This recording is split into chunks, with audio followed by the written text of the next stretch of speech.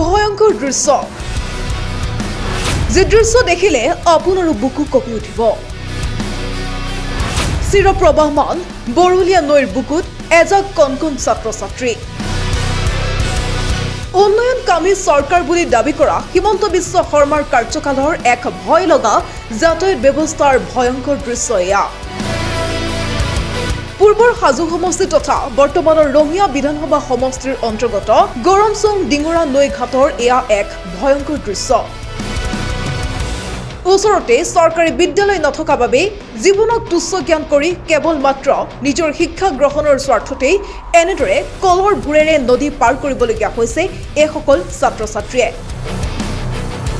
উল্লেখ্য যে 1970 চনতেই পাৰঘাট হিচাপে চৰকাৰীভাৱে স্বীকৃতি পাইছিল এই গৰমচুং ডিঙৰাই তেতিয়াৰে পৰাই লোক নিৰ্মাণ বিভাগৰ 3জনকৈ নাৱৰীয়াই প্ৰতিদিনে অব্যাহত ৰাখিছিল সেৱা কিন্তু ৰঙিয়া লোক নিৰ্মাণ বিভাগে 3জন কৰ্মচাৰীক ইয়াৰ পৰা লৈ যোৱাত এতিয়া হাহাকাৰ লাগিছে সমগ্ৰ নৈপুৰীয়া ৰাইজৰ বিশেষকৈ ছাত্ৰ ছাত্ৰীসকলৰ মাজত বাৰুকৈ দেখা দিছে বিপদ নৈপুৰীয়া ৰাইজে নিজৰ খৰচত এখন বাহৰ দলং নিৰ্মাণ কৰিছিল যদিও সেয়া নদীৰ বাঢ়নী পানীয়ে উটুৱাই লৈ যায় যাৰ ফলত এতিয়া যাতায়াত ব্যৱস্থা সম্পূৰ্ণৰূপে বন্ধ হৈ পৰিছে সেয়ে ছাত্ৰ ছাত্ৰীসকলে হাতজোৰ কৰি মুখ্যমন্ত্ৰী হিমন্ত বিশ্ব শৰ্মাক এখন দলঙৰ লগতে বৰ্তমান চলিব পৰাকৈ নাৱৰ ব্যৱস্থা কৰি দিবলৈ জনাইছে আহ্বান মা আমি ইয়াতে কলৰ ফেলেদি পাৰে আছো আমাক এখন দলং লাগে আমি নহলে কেনেকৈ যাম আমাৰ বহুত অসুবিধা হৈছে আমাৰ ইয়াতে দলং চলং আকো নাই গৰমচুং বৰগাছা মিলন হাইস্কুল কলৰ ফেলেদি লাগে অলপ কিন্তু হলে পৰে গেলে কি হ'ব আমাৰ নদীখনৰ নাম বৰলীয়া নদী ইয়াতে আছে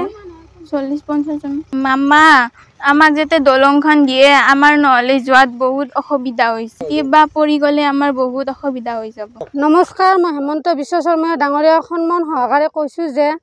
আমাৰ ইয়াতে ল'ৰা ছোৱালীখিনি যাব পৰা নাই স্কুলত কলৰ ভুৰেৰে অহা যোৱা কৰে এইটো বৰলীয়া নদী গৰমচুং বৰলীয়া নদী গৰমচুং ল'ৰা ছোৱালীখিনি স্কুলত অহা যোৱা কৰিব পৰা নাই অসুবিধা হৈছে কলৰ ভুৰেৰে অহা যোৱা কৰিব লগা হৈছে কেতিয়াবা যদি অকস্মাত পৰি যায় ল'ৰা ছোৱালী কি অসুবিধা হ'ব আৰু এতিয়া ঘাটখন আগতে চৰকাৰী আছিল ঘাটটো চৰকাৰী থাকিলে কিবা কৰ্মচাৰী আছিল আগতে দুটা ঘাটল আছিল ঘাটল দুটা এতিয়া ৰিটায়াৰ হোৱা বুলি শুনছোঁ তেওঁলোকে এতিয়া ৰিটায়াৰ হোৱাৰ পৰা আমাৰ অসুবিধা হৈছে নাই কোনো ধৰণৰ ঘাটল নাই ল'ৰা ছোৱালীবিলাক পাৰ কৰিব পৰা নাই এতিয়া শিশুসকল যদি ভৱিষ্যত দেশৰ নাগৰিক হেমন্ত ছাৰে কৈছে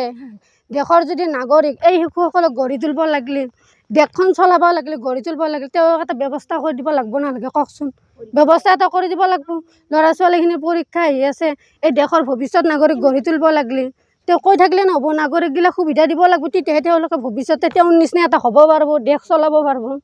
মই সেনেকৈ তেওঁৰ হাত জোৰ কৰিছোঁ দলং লাগে নালাগে এতিয়া সাধ্যন্তিটো পাৰ হ'ব লাগে কিবা এটা ব্যৱস্থা কৰি দিয়ক দলংখনটো এবছৰ 2 বছৰ লাগি যাব কিন্তু এতিয়া এখন কিবা এটা লাগে আমাৰ ল'ৰা ছোৱালীখিনি যাবৰ কাৰণে বাহৰঘাটৰ পৰা নৰেন শৰ্মাৰ ৰিপৰ্ট প্ৰতিবিম্ব লাইভ